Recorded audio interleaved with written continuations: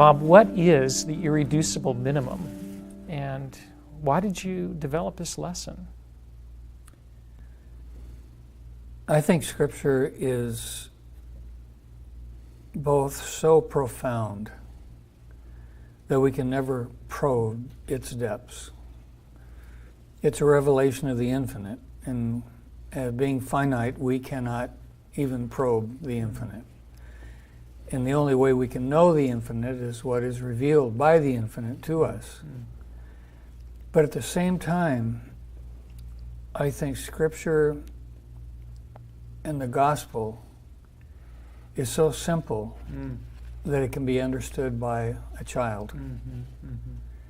And that's the beauty of our faith, is that it's both profound and very simple.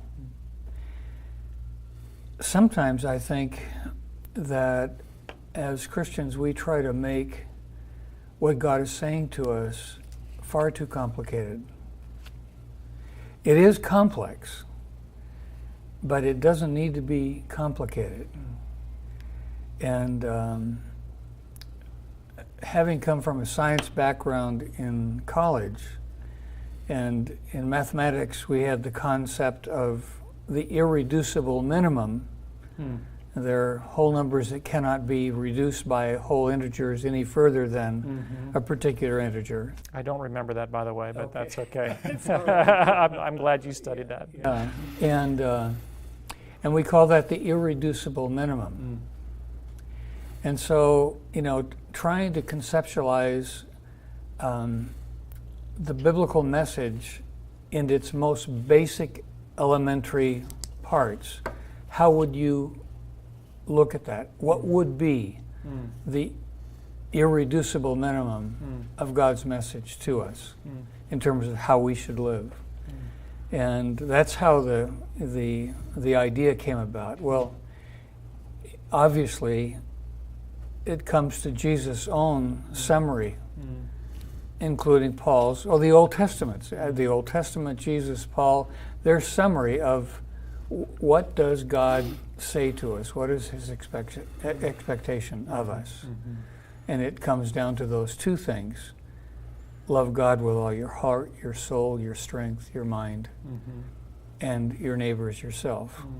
And yet, often when we think of the gospel as the great commandment, when we sum it down, it's interesting that we see in this lesson that both Jesus and Paul summarize it even further down. Yeah, that's amazing. Yes.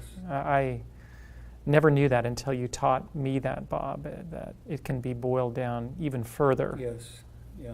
So, and just the power of God taking his infinite word and summarizing it and summarizing it and summarizing it until you do have this kind of irreducible minimum that is summed up in. And when we understand what that is, it gives us a place to begin to truly be a disciple. We live in a time where people want things simplistic. But this is not It's simplistic. not simplistic. It's simple. It's simple, but not simplistic. But not simplistic. Right. And I think this is something that the church needs to realize. What we have is something absolutely profound and yet very simple. But then there's another dimension which is so important, and that is, what do you do with that? Yeah. And a lot of Christians, they may comprehend the irreducible minimum, but then their next question is, well, what do I do about this? How do I live it out? And we try to unpack that in this lesson. Yeah.